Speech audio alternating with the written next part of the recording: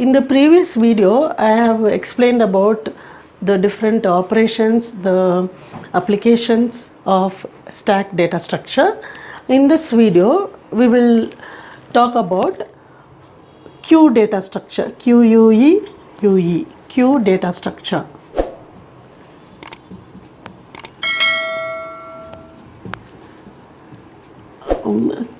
Everybody are aware of queue.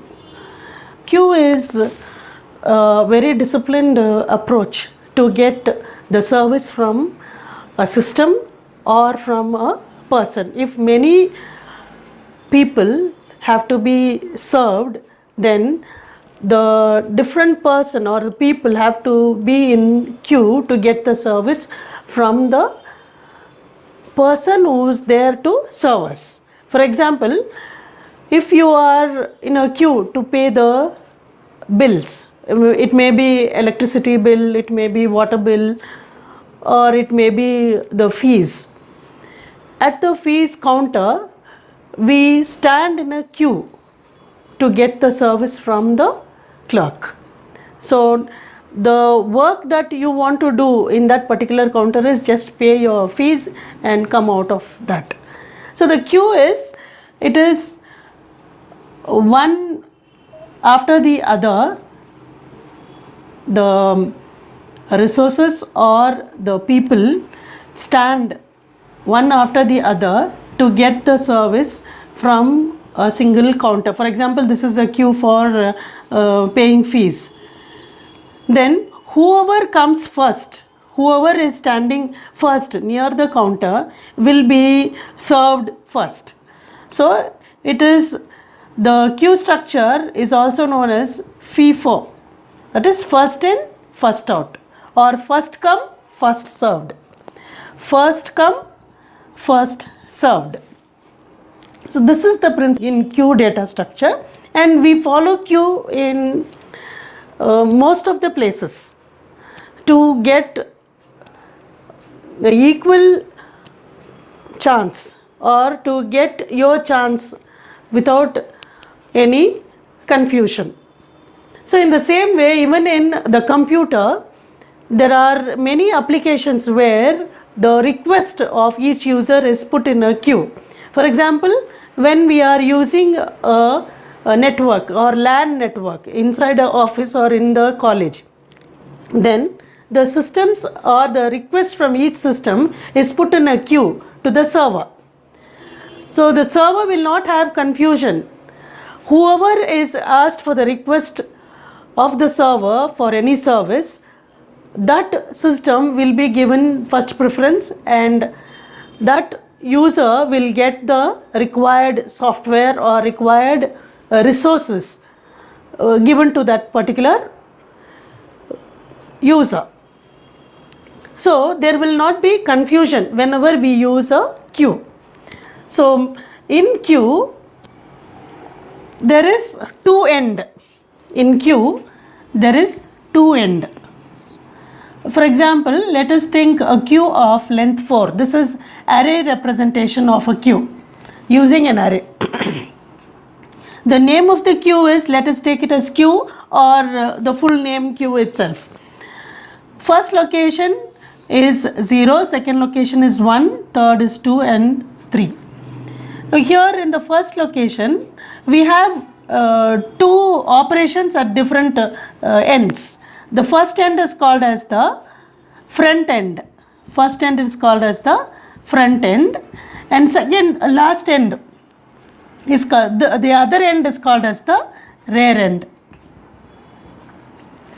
Unlike the stack, where the operation of deletion and insertion, insertion was taking place at the same end. In queue, as I was telling, in queue you have two ends. In the front end, we do deletion operation. Rear end, we do insertion operation. But in stack, both insertion and deletion was taking place at the same end. This is the first difference between the queue and the stack. And one more thing is, suppose I have a queue with elements 100, 200, 300 and 400. So this means the stack is full, and the front pointer is pointing at the first location where front is equal to 0, and rear pointer is pointing at the location where the stack is full and the value of it is n minus 1. So whenever we want to, as we were telling in as I have explained in stack, whenever we want to delete an element from the queue, we have to check whether the queue is empty or not. If the queue is empty, then we will not be able to do any deletion operation. So that is called as underflow, you know it. It is called as underflow. Whenever we want to insert an element into the queue, then we should check whether the rear is n minus 1. Rear is equal to n minus 1, which is the size of the queue. If it is full, then we will not be able to insert element into the stack, insert the queue. So it is overflow condition. So these two conditions we should check whenever you are trying to delete an element. This you are checking whenever you are trying to insert an element into the queue. So this is the basic condition that is to be checked. Now we will go through how an insertion operation takes place in queue. As I said, queue has two ends. Let us take very small queue in which the queue size is just 4. So queue size is just 4, and the front end is at the initially it is equal to null value. It is equal to null value. Front is equal to null value, that is minus 1. Null or minus 1, also the same. And rear is also equal to null value. That means both are pointing at a location where you do not have any elements in the queue. So this is empty queue. Empty queue. You have a function also for this. The operation is empty is a function which checks whether the queue is empty, and it returns a Boolean constant as the result, true or false. If the queue is empty, it returns true value. If the queue is full, it returns false value. So this is one of the operation that can be done on queue. Next is, this is for empty queue condition. Now when I want to insert an element into the queue, then I have to increase the value of queue or set the value of queue pointers, front equal to 0 and rear also equal to 0. Then both are pointing at this location, and after increasing the values of the pointers, you have to assign value to this location, item. Item stores the value in it which we are going to insert into the queue. Suppose I have 100 in item, then in queue of rear 100 will be inserted. So insertion takes place in this direction, deletion takes place from the front pointer. So only one element, first element, I have inserted into the queue. To insert the next element, I have to increase the rear pointer. Rear is equal to rear plus 1. And then again queue of rear is assigned item. So I am inserting the second element into the queue. So whenever I am inserting the elements into the queue, I have to check whether the queue is full or not. That condition is whether rear is equal to n minus 1. If it is n minus 1, then it is full. You cannot do insertion operation into the queue. So next, in the same way, other two elements also we are inserting by increasing the pointer rare plus 1. The same operation keeps repeating. So 300 and 400. Now rare has come to this point. So first rare will, after I insert the second element, rare is at this location. For the third element, the rare changes to third location. And when I insert the next element, fourth element into the queue, then rare will be pointing at this location, where you have the condition rare equal to n minus 1. Which means that the queue is full. And notice that the pointer front is not changed at all. It remains at 0. It remains at 0. That means we have not deleted even a single element from the queue. Now let us try how to delete elements from the queue. Now rare pointer is pointing at the last location of the queue. Now when I am trying to delete an element from the queue, first we have to check whether it is an empty queue. That means whether front is equal to minus 1. Then it is underflow and you cannot delete value, so you exit the function. In our case, it is not empty. The queue is not empty. So you have to first access the element that is being pointed by front.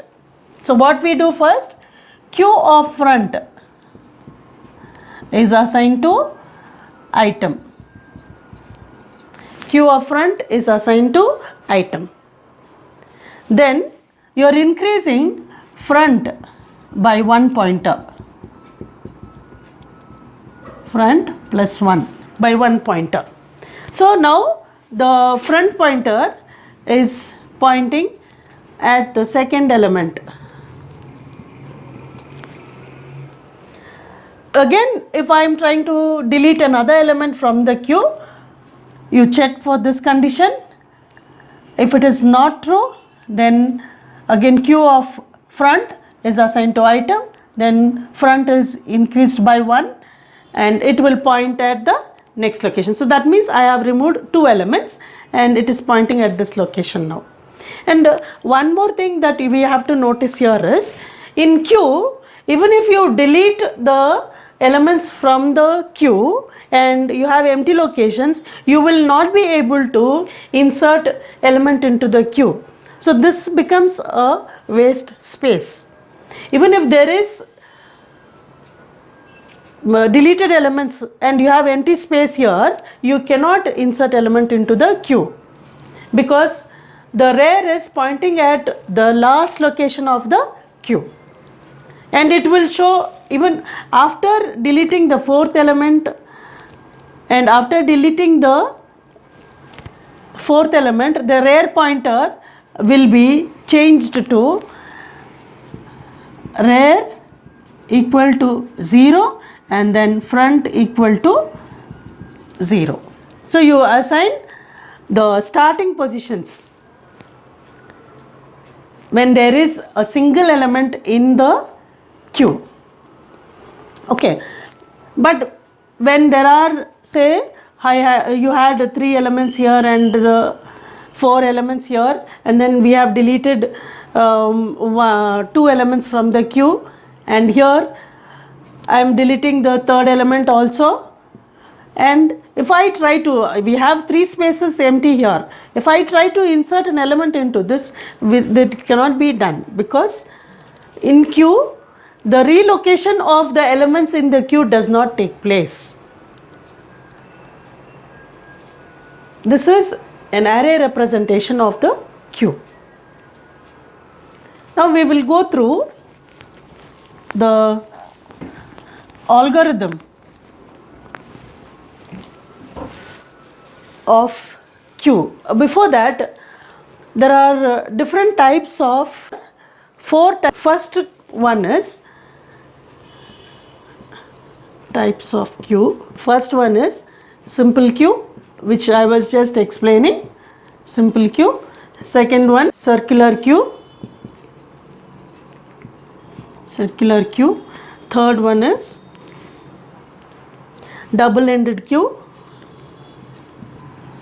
And fourth one is priority queue.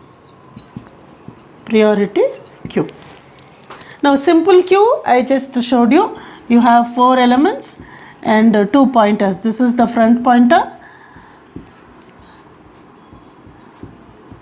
Front pointer equal to 0. Rear pointer equal to n minus 1. And the locations are 0, 1, 2 and 3. Size of the queue is 4. This is simple queue. When an element is deleted, the front pointer moves.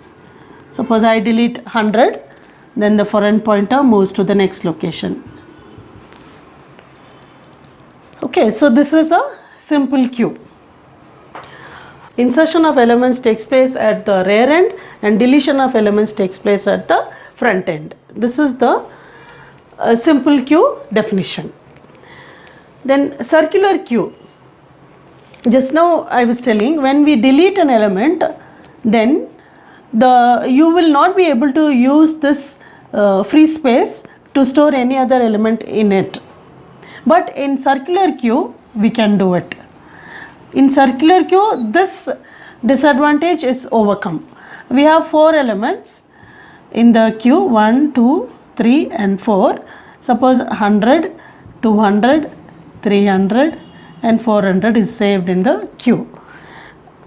Then the first element is pointed at this location, that is the front end is 100 and we have deleted it. Next it points at the next location 200 and rear is pointing at 400.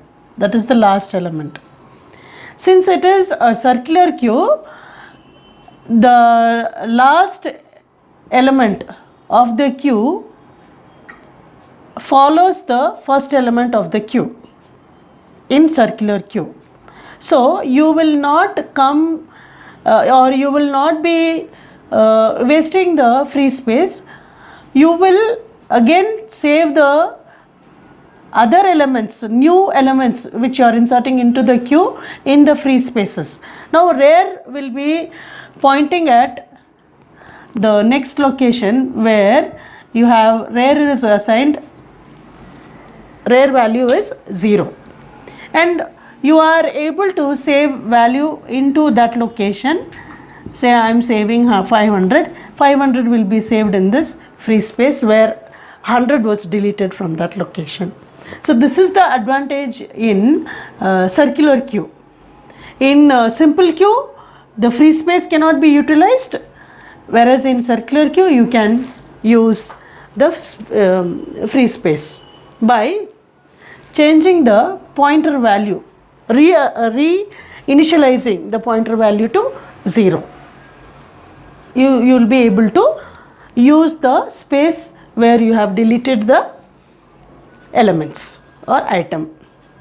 Next is double-ended queue. See, in simple queue you have ends, front end and rear end, which is strictly, front end is strictly used for deletion operation and rear end is strictly used for insertion operation. Whereas in double-ended queue you will be able to do insertion as well as deletion in both the ends. Insertion and deletion in both the ends. That is the definition of double-ended queue. And in priority queue, you have 2 queues here. One queue keeping track of the elements in the Other queue is keeping track of the priority or the preference given to the queues. In priority queue, you have 2 queues. One queue to give preference and the other one is to maintain the queue of different category. For example, zero priority is, that is the first priority is given to one queue where you have 3 items in it.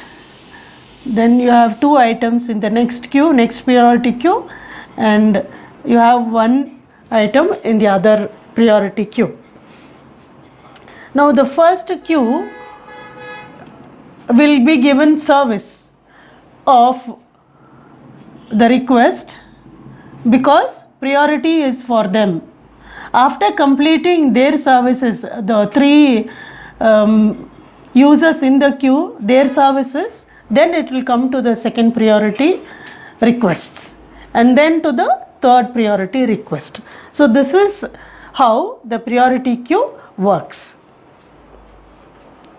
If first priority is of students, then their request will be attended first and then the faculties and then the